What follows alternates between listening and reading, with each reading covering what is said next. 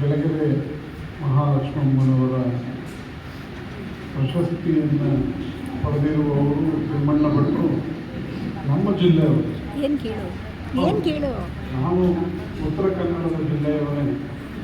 ನಂದು ಸಿದ್ದಾಪುರ, ಅವ್ರದ್ದು ಯಲ್ಲಾಪುರ. ಆ ಸಂದರ್ಭದಲ್ಲಿ ನಾನು ಹಾಜರಿರುವುದು ನನ್ನ ಸೌಭಾಗ್ಯ ಅಂತ ಅಂದ್ಕೊಂಡಿದ್ದೆ.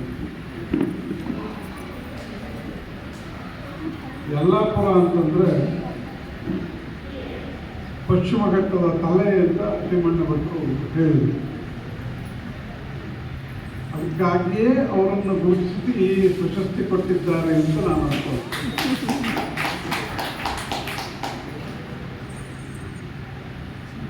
ಆರ್ಕೆ ಪದ್ಮನಾಭ ಅವರು ಆರಂಭದಲ್ಲೇ ಎರಡು ವಿಷಯಗಳನ್ನು ಹೇಳಿದರು. ಒಂದು, ಎಜುಕೇಷನ್ನು ಮತ್ತು ಕ್ವಾಲಿಫಿಕೇಷನ್ ಹೇಗೆ ಬೇರೆ ಬೇರೆ ಇರುತ್ತೆ.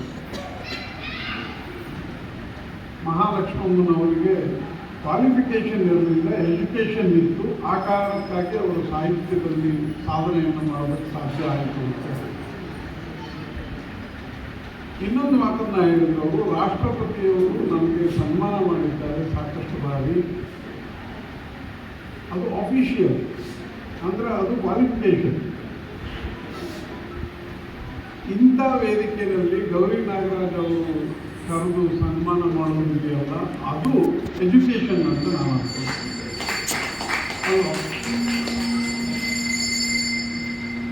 ನಾನು ಕಳೆದ 2-3 ವರ್ಷಗಳಿಂದ ಈ ಕಾರ್ಯಕ್ರಮಕ್ಕೆ ಬರ್ತಾ ಇದ್ದೇನೆ. ಪದೇ ಪದೇ ನಾನು ಒಂದು ಮಾತನ್ನು ಹೇಳಬೇಕು ಅಂತ ಅಂದ್ಕೊಂಡು ತುಂಬ ಸಲ ಅದನ್ನು ಹೇಳಲಿಲ್ಲ. ಇವತ್ತು ಹೇಳಿಬಿಡೋದು ಅಂತ ತೀರ್ಮಾನ ಮಾಡಿದೆ. ಈ ಗೌರಿ ನಾಗರಾಜ್ ಇದ್ದಾರಲ್ಲ, ಅವ್ರಿಗೂ ಏಕತಾ ಪ್ರತಿಮೆ. ಎಲ್ಲ ಕೆಲಸಗಳನ್ನು ಅವರೇ ಮಾಡ್ತಾರೆ.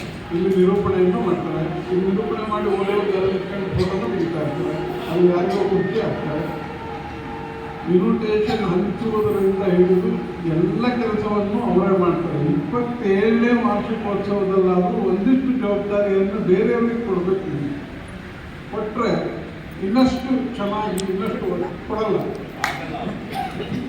ಅದು ಕೊಟ್ಬಿಟ್ರೆ ಗೌರಿ ನಾಗರಾಜ್ ಹಾಗೆ.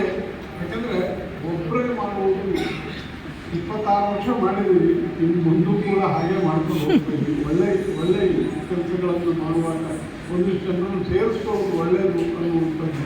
ಯಾಕಂದರೆ ಅವರು ನನಗೆ ನೀವು ನನ್ನ ಅಣ್ಣ ಅಂತ ಹೇಳ್ತಾರೆ. ನಾನು ಅಣ್ಣನಾಗಿ ಹೇಳೋದೇನು ಅಂತಂದರೆ, ಇನ್ನೊಂದಿಷ್ಟು ಜನರಿಗೆ ಜವಾಬ್ದಾರಿಯನ್ನು ಕೊಟ್ಟು ಅವ್ರನ್ನೂ ನಿಮ್ಮಂಗೆ ತಯಾರು ಮಾಡಿದರೆ ಇನ್ನಷ್ಟು ಒಳ್ಳೆಯ ಕಾರ್ಯಕ್ರಮಗಳು ಕೂರ್ತವೆ ಅಂತ ಹೇಳಿ ನನ್ನನ್ನು ಇಲ್ಲಿ ಕರೆದು ಮಾತಾಡಲಿಕ್ಕೆ ಅವಕಾಶ ಮಾಡಿಕೊಟ್ಟ ಗೌರಿ ನಾಗರಾಜ್ ಅವರಿಗೆ